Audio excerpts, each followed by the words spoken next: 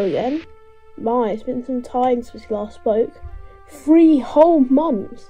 I can't fully blame you. Our last tale had hardly been seen by any.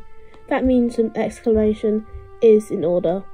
Unfortunately, the tale of Eris Stormborough has already been told, and I don't feel like repeating myself. Thank you. Now, I believe I have stalled enough.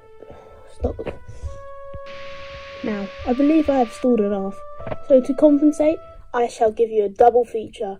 2 more stories, just in case I don't see you in a while again. The stories are Nanakai, Red Stormthrow, and Berret's Berry Grimace. These are 2 more physically altered in the fateful day aboard the Marvellous Unity 1.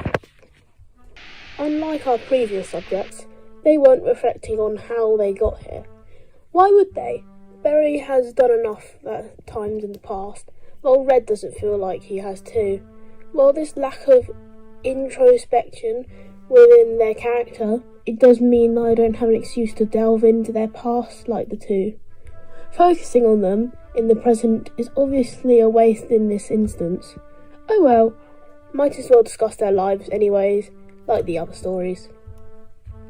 Let's start with Red first, otherwise known as the Red Torch. Not to be confused with the American Torch.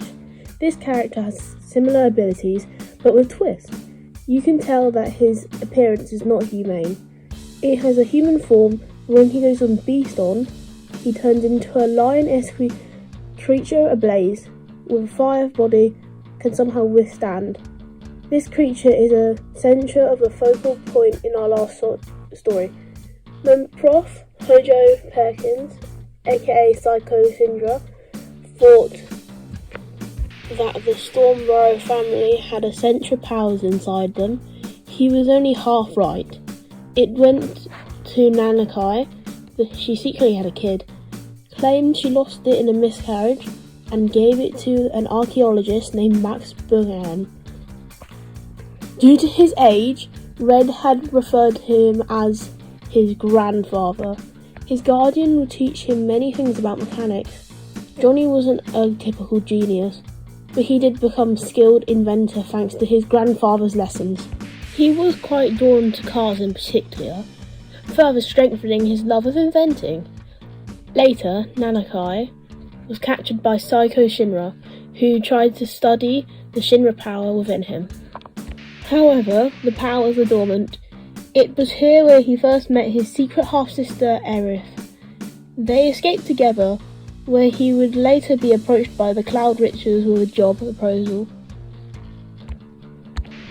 After getting a job at the Wutai building and proving his worth, he would become the lab partner of Cloud Richards.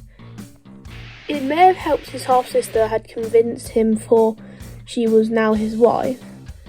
Regardless, while he was quite skilled, his demeanour seemed to betray his usefulness.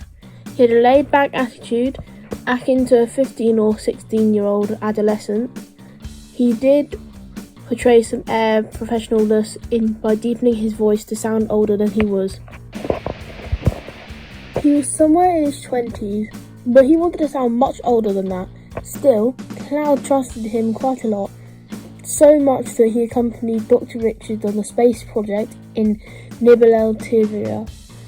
He felt like there was something out there waiting for him. He had a sense of adventure since he was a child. He trained extensively to join the mission. Of course, that would be the journey forever change his life. After his encounter with the cosmic rays, his centric genes activated, causing his body to gain the ability to morph into a lion-esque creature. He also gained pyrokinesis, the ability to control fire from the magical element of the rays.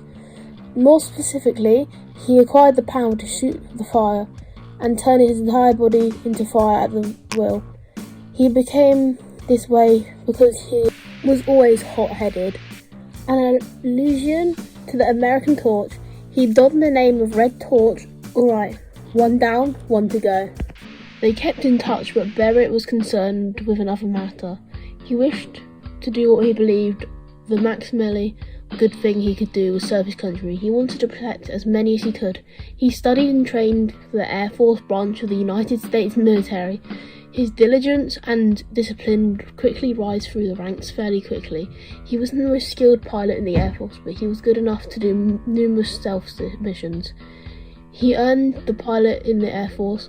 He was good enough to do numerous stealth missions. He earned his high regard from his service. One day, he had left the military. He got a call from Reed Richards, who recommended Grimace to be the pilot in the space project in Nibbler Terraria, and he would like it if he came along.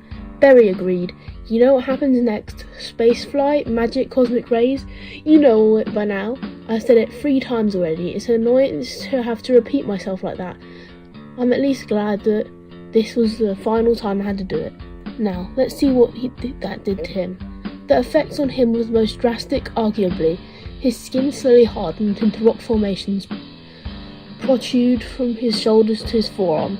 He lost all of his hair and his eyes yellowed.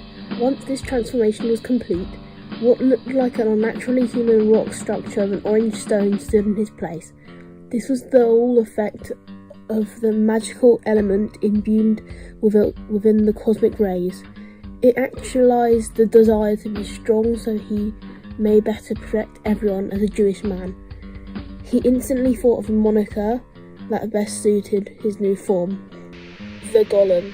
Just as the Golem of Jewish folklore protected his people, he now has a body to help people of the world.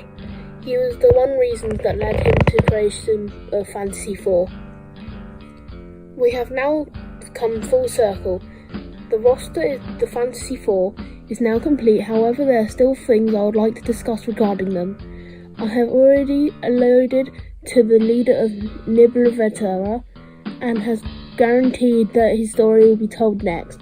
I'm not sure when that will come out, but I'll get recent trend of long spans of time between each tale. Rest assured that I hope you'll come back at one point. Until then, these tales have reached their conclusion. I hope you've enjoyed the story. I will see you next time. If that will be a week from now, or in a few months' time, I'm not sure.